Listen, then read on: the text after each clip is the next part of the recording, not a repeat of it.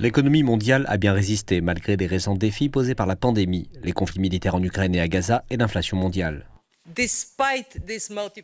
En dépit de ces multiples chocs et de conditions financières tendues, la croissance est fermement en territoire positif.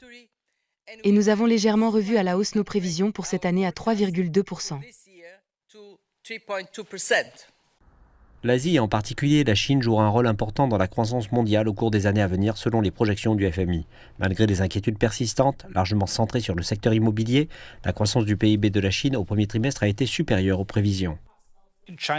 Le PIB de la Chine a augmenté de 5,3% pour le premier trimestre de 2024 dans le cadre d'une large expansion de base. Le résultat a été plus élevé que ce que le personnel avait prévu et que ce que le marché avait prévu. Ainsi, toute hausse de la croissance chinoise aura une incidence sur les pays d'Asie. En général, la région continuera à faire mieux que la Chine et à croître plus rapidement. Le FMI surveille étroitement les réformes politiques en cours en Chine. Wang Xiaozhou de CGTN a interviewé la directrice générale du FMI quant à son récent déplacement en Chine.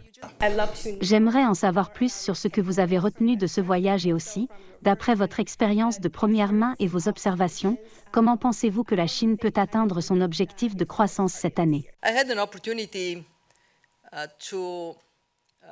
J'ai eu l'opportunité de me rendre en Chine et de discuter avec les dirigeants chinois de leur vision des perspectives de croissance.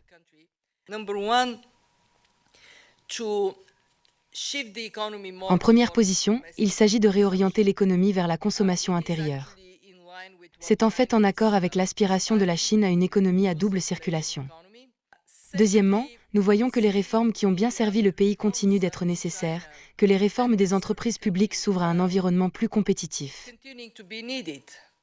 Des menaces pèsent toujours sur l'économie mondiale, notamment l'augmentation potentielle des politiques commerciales protectionnistes et le risque que les tensions géopolitiques entre la Chine et les États-Unis conduisent à une fragmentation entre les deux plus grandes économies du monde. Les économistes du FMI indiquent qu'une telle fragmentation pourrait peser sur l'ensemble de l'économie mondiale.